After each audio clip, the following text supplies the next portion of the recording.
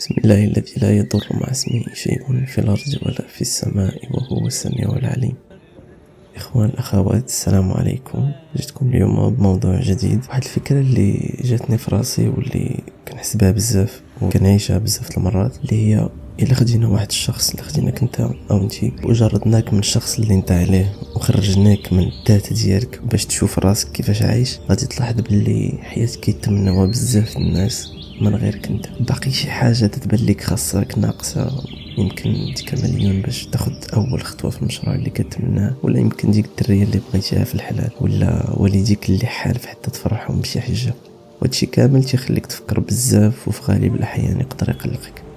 وبالنسبه لي هاد القلق ونفسيتك المدمره هي الا نتيجه واحد العمل شيطان. فالشيطان كيلعب ديما على تعظيم المفقود، يعني كيبقى يحسك باللي الا ما قدرتيش توصل واحد الهدف فراه حياتك ما غاديش تبدل، وما غاديش توصل لديك السعاده المطلقه اللي انت كتسناها من شحال هادي.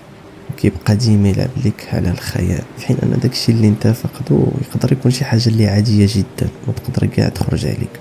فخلينا على سبيل المثال، عندك فكرة مشروع اللي فين ما حاولتي تخدم عليها كتلقى بزاف ديال الصعوبات والعراق اللي قدامك، وإلا قدر الله ما وصلتيش هذاك الهدف اللي بغيتيه ولا داك المشروع اللي انت باغي ديرو، كيجي هنا الشيطان وكيزرع عليك فكرة ان حياتك راه صافي ما بقات تساويه والو وضاعت، شي اللي تيخليك تفقد الثقة في راسك وتزيد تقلق على حياتك ومستقبلك.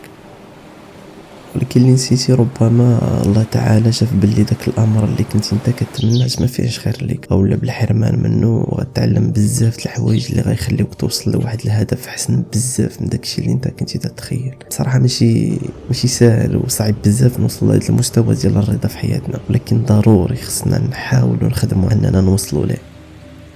واحد المثال اللي صدفته صراحه في انستغرام واللي عاوني بزاف في هذا الامر، تيقول: إلا طلبتي الله تعالى باش يعطيك وردة ما تبداش تشك فاش السما تغيم وتبدا تصب الشتا.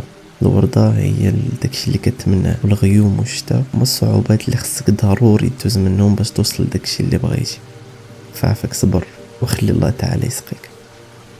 وحاجة أخرى ما تنساش، عيش ديما بعقلية فيها خير ولعله خير. فراه اي حاجه تتوقع عليك وانت ما عارف السبب او الحكمه وراها، خصك تقول وتعاود تقول مع راسك فيها خير، حيت ربي ما غاديش يجي ويدير لك شي حاجه خايبه في حياتك ولا يخلي نفسيتك مدمره ولا مهمومه بدون سبب.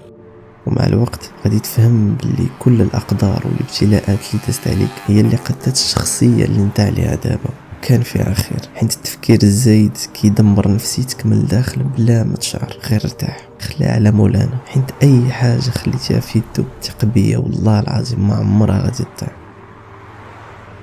اخي واختي، توكل على الله في اي خطوه ليك. الا وصلتي للمبتغى ديالك الحمد لله، والا ما وصلتيش حتى هي الحمد لله، حيت المبتغى ديال الخالق ديالك احسن بزاف من داك الشيء اللي انت تمنيتي. وما تنساش ما عمرك تبقى تقلق وحيد الطوبيشه كل مره جاتك تفكر هاد السيد. ما كنبغيش الكاعيه نهائيا.